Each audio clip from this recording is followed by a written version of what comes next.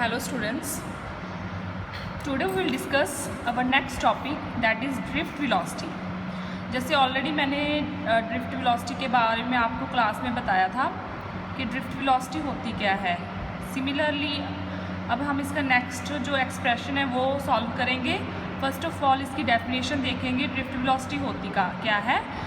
According to definition, the average velocity with which free electrons get drifted in a direction opposite to the applied electric field inside a conductor is known as drift velocity. It is noted as Vd. ठीक है.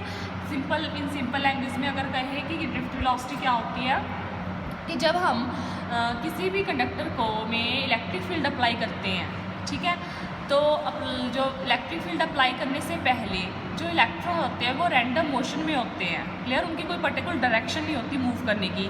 लेकिन जैसे ही हम electric field apply कर देते हैं तो वो एक पर्टिकुलर डायरेक्शन की तरफ ड्रिफ्ट हो जाते हैं. That is the opposite to the direction. कौन सी होती है? Opposite to the applied electric field. Clear. तो उस वेलोसिटी को क्या कहते हैं? तो जिस वेलोसिटी के साथ वो मूव करते हैं opposite to the electric field, direction of electric field, तो उसको बोलते हैं drift velocity. It is noted as Vd. Okay. अब नेक्स्ट इसमें देखो, when electric field is applied across a conductor in electron move in direction opposite to the electric field due to electric force on them. ठीक है.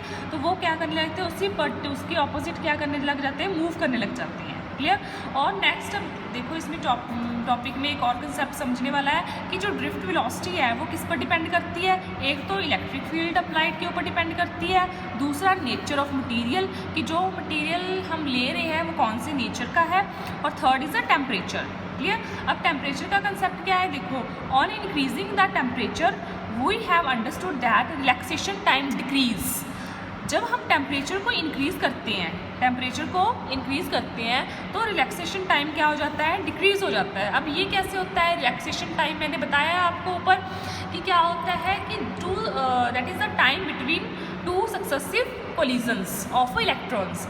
जब आप देखो, जैसे ही हम टेम्परेचर इंक्रीज़ करेंगे तो जो इलेक्ट्रॉन्स का मोशन है वो भी क्या हो जाएगा? इंक्रीज़ हो जाएगा. तो वो जल्दी से एक दूसरे के साथ क्या करेंगे? स्ट्राइक करेंगे, फास्ट स्ट्राइक करेंगे. क्योंकि जैसे हम सपोज एग्जांपल मान के चलो कि आप कोई वाटर बॉयल कर रहे हो, जब टेम्परेचर कम करते हो, आप हीट कम करते हो, ठीक है, तो उसका टेम्परेचर कम होता है तो वो क्या, जो उसके मॉलिक्यूल्स हैं वो धीरे धीरे वाइब्रेट करते हैं. लेकिन जैसे ही हम हीट इंक्रीज़ कर देते हैं तो उस कंटेनर का जो टेम्परेचर वो इंक्रीज़ हो जाता है और जो उसके मॉलिक्यूल्स हैं, वाटर मॉलिक्यूल्स निकालो तो वो पूरी फास्टली एक वाइब्रेट करने लग जाते हैं. तो सिमिलरली कंसेप्ट यहाँ पे है कि जैसे ही हम उसका टेम्परेचर इंक्रीज़ करते हैं तो जो इलेक्ट्रॉन्स हैं वो फास्ट मूव करने लग जाते हैं और फास्टली एक दूसरे के साथ कोलाइड करती है. तो उनका जो रिलैक्सेशन टाइम है वो क्या हो जाता है? डिक्रीज़ हो जाता है. ठीक है.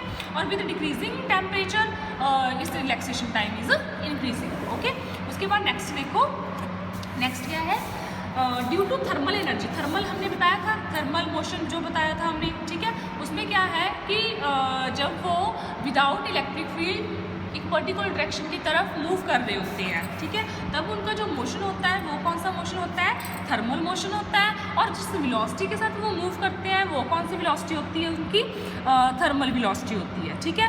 तो जो इलेक्ट्रॉन्स हैं वो पर्टिकुलर, कोई इधर जा रहा है कोई इधर जा रहा है, मतलब डिफरेंट रैंडम डायरेक्शन में वो मूव करते हैं, जिनकी वजह से उनकी जो आपस में वेलोसिटी है, उनकी एवरेज वेलोसिटी है वो क्या हो जाती है? उसकी ज़ीरो हो जाती है. ठीक है. That is the average initial velocity of all electrons at that time is a zero.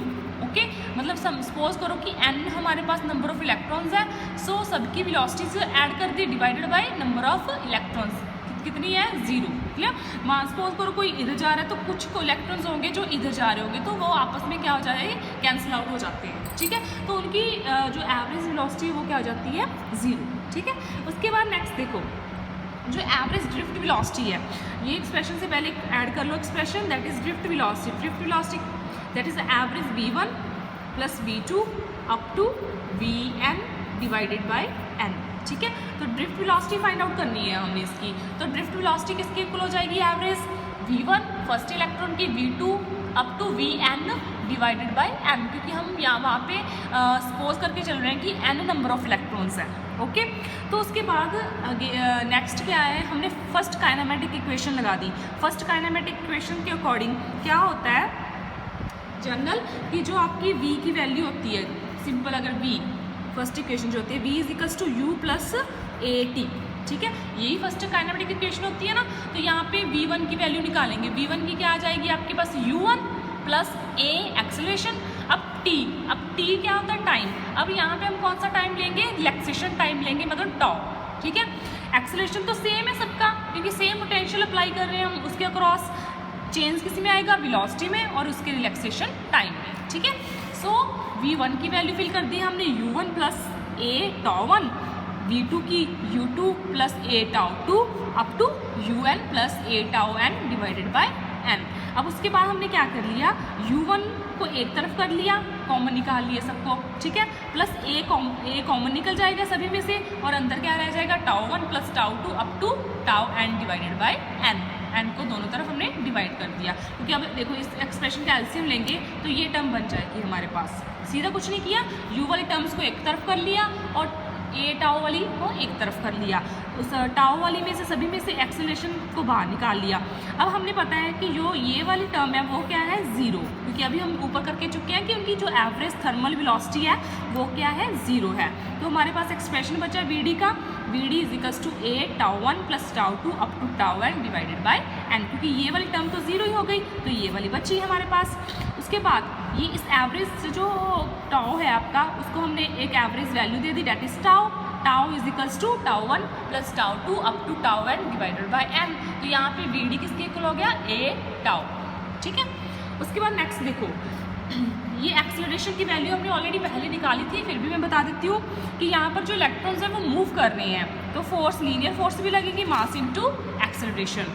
और इलेक्ट्रिक फोर्स किसके इक्वल होती है, दैट इज माइनस ई, क्योंकि इलेक्ट्रॉन्स मूव कर रहे हैं तो नेगेटिव चार्ज आएगा इनटू ई, ये इलेक्ट्रिक फोर्स हो गई और ये मूविंग फोर्स हो गई जिससे वो मूव कर रहे हैं। तो दोनों को इक्वेट कर दो, m into A equals to minus E, तो एक्सेलरेशन यहाँ पर किसके इक्वल हो गया, minus E divided by m।